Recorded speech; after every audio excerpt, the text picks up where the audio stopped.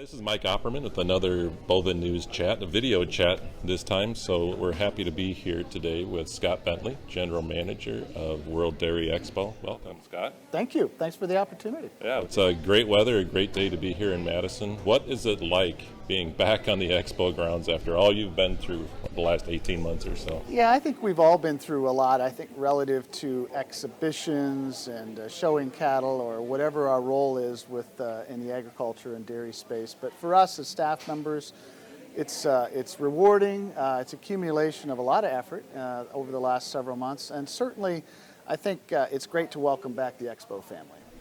So where are we at in terms of numbers, cow numbers? We're early in the week so far, but in terms of visitors and things like that. Sure. Cattle numbers will be aligned with previous years. We'll have circa 21 or 200 on grounds. That's what I believe the number might be.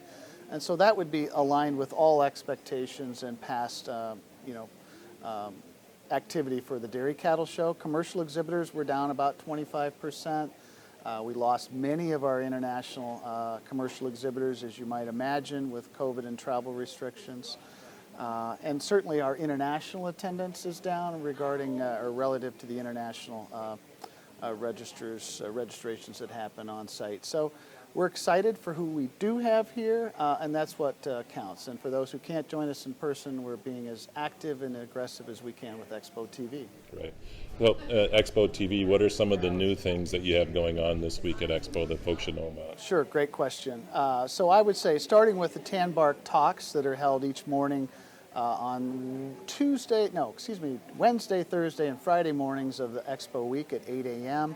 It's a great opportunity to have another educational seminar or another educational experience for our attendees, but also it's a chance to be introduced to the Tan Bark, which is relocated to the arena building, and I think is going to be one of the real highlights of this week for our attendees. And you've got a new trade show hall too, as I look out. We do.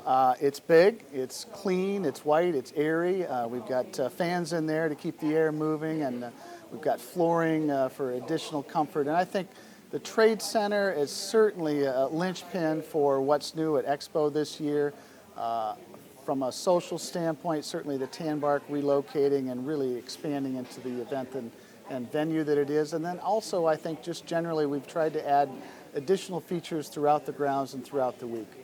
So you talked to some of the folks that are here, both farm related and not. What's some of their feelings about being back on the grounds again? I think just grateful for the opportunity to either exhibit or to attend World Dairy Expo, and a lot of appreciation for the organization that I work for, but also for the commitment of the dairy industry to make this event happen. We had to go through a few hoops and hurdles to be here, but I think we're all very pleased with where we are. We know the week is only going to get better as it progresses, and I think this will be a highlight for 2021 for the dairy industry. Great. So we're not even close to being done with 2021. Let's look at 2022 and some of the changes that are coming down the pike for next year. Sure. We announced some show schedule changes here just last week, and I think they've been fairly well received. Many questions, which you would expect. We have a 55-year tradition. This is our 54th World Dairy Expo, and so you would expect that we embrace history. At the same time, we need to look forward into this industry into the next 5 to 10 years and try to reposition World Dairy Expo to align with the changes in the dairy industry. So we're moving to a 4-day trade show. We're maintaining a 5-day cattle show, but we're expanding the Expo week to 6 days. And I think all of those changes, when we really work through them at the grassroots level, I think they'll be very well received. Any changes to the cattle show schedule, or are we just moving it up a day? There will be changes to the cattle show schedule, so that's a great question.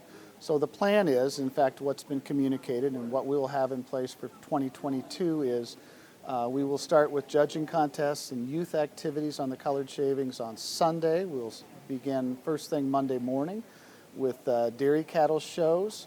We will end Friday with the black and white Holstein show, but what we will have for the first time is a 4-breed rotation, a multi-year 4-breed rotation with Guernseys, Ayrshires, Milking Shorthorns, and Red and Whites.